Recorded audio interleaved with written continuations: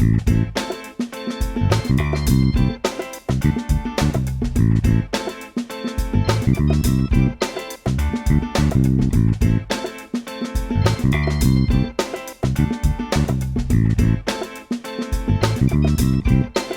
welcome to our help guide on removing and replacing the diverter. So here we have our shower valve.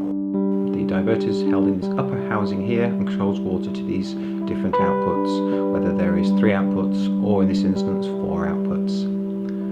So at the top end here, which is the selector for the different outputs of the water in your shower, first of all we need to remove the chrome dial knob sticking on the side, which simply unscrews, and then using a 2.5mm Allen key, rotate it half a turn and remove the chrome dial. Underneath, unscrew the chrome ring and finally lift off the dial plate. Underneath, you'll see the top of the housing has 2 little holes. We can use those 2 holes to gain purchase in order to remove the top of the housing. In this instance we're using angled nosed pincers. Simply slot those into the 2 holes, rotate it to free up, and then simply unscrew.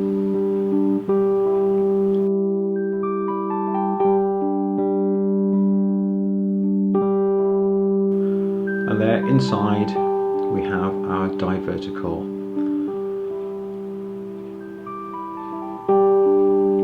Bottom end of the diverter core, you'll see it also has 4 rings in this instance. The 4 rings correspond to the 4 different outputs. So if you have 3 outputs, you would have 3 rings on the bottom of your diverter. And again, in the shower valve, we also have the 4 holes that correspond to those in the diverter.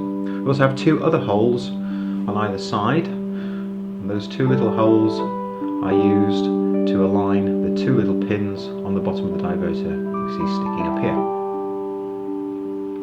So align the pins with the 2 holes and push the new diverter core back inside, press it down firmly and make sure the washers seat in, and then fit back on the housing.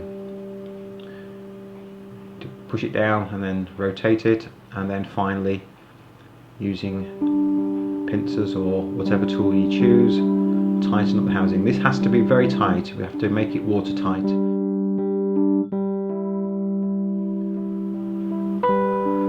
Obviously, if you were putting the shower valve back in at this point into your shower, then you would do so before following the next stage. But in this instance, we're going to put our dial plate on. The dial plate needs to be put on the correct way around to make sure that each different icon on the plate corresponds in alignment to the outputs. And finally the chrome ring to hold the dial plate in place.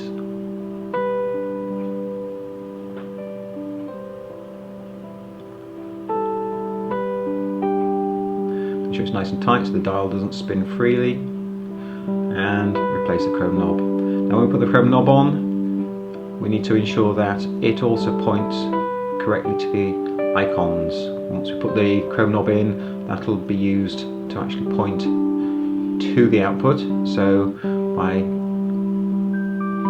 aligning it up, you just lift it off, rotate it around until the hole on the side points to each icon, and you'll feel it lock into place.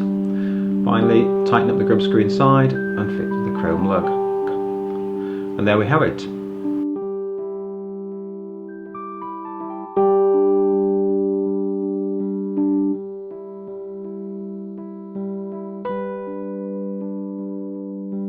Thank you for watching.